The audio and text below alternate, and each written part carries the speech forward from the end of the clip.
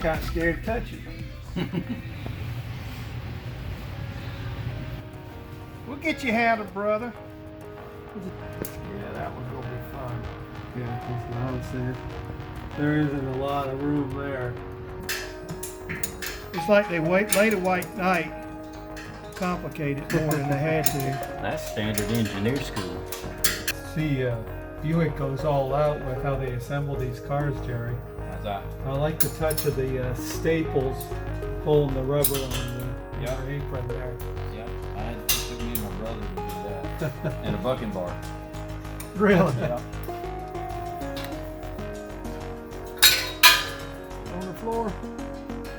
Well, at least they hit the floor. You don't have to. Yep. Yeah, you can tell that concrete twang. Yep. I'm used to that noise.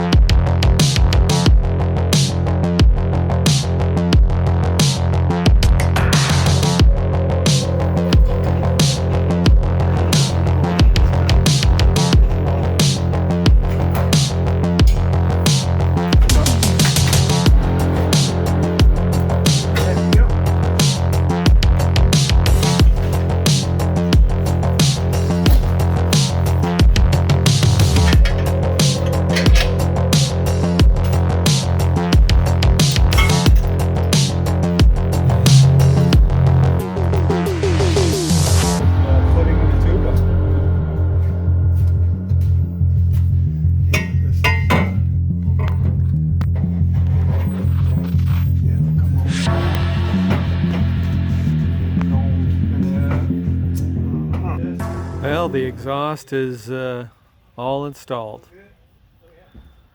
Now we're going to have a listen. What do you think?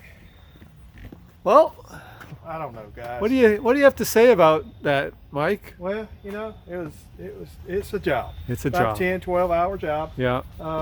We hope the customer, Jerry, we say customer, good friend. So this is the first crank. The first Wanna crank hear with the new exhaust. on the Yeah, new let's hear it. exhaust. Let's do it. Absolutely. Heck yeah.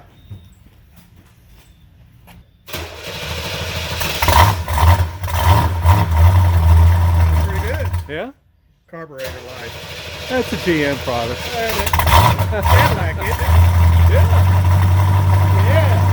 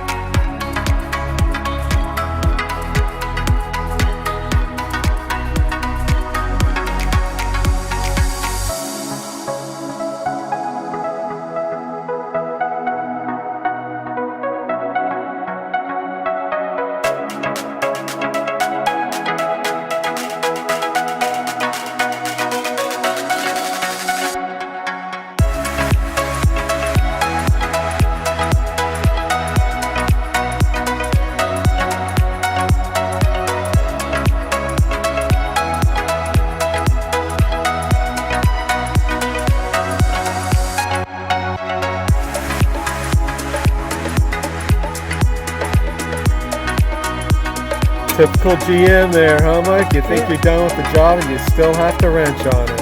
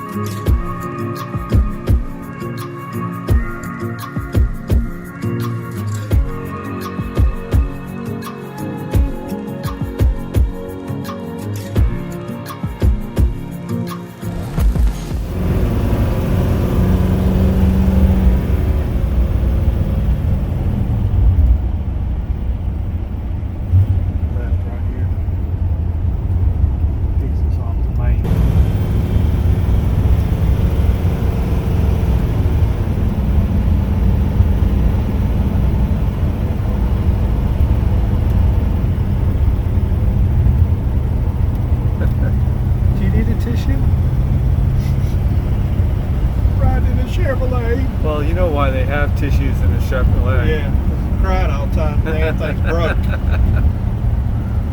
That's pretty forward thinking of the GM managers.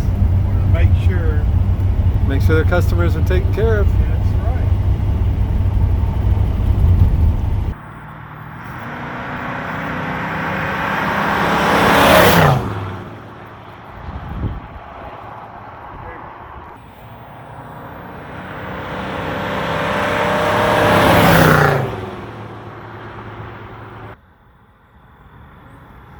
Yeah, give him a little good instruction. Tell him he's got 12 hours worth of labor. We need to get paid. We need a good burnout. Good one.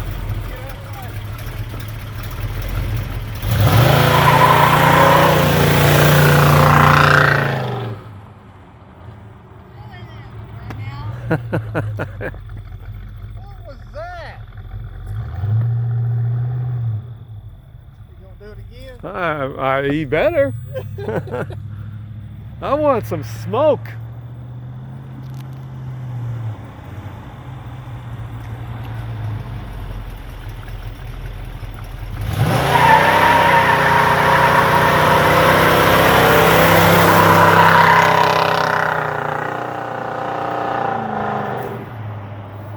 It's pretty sweet too.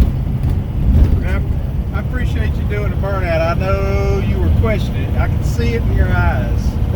You're like, man, I don't want to do a burnout. I'll show you. No, I've always said I'll do one, but I want it recorded. Well, we got it.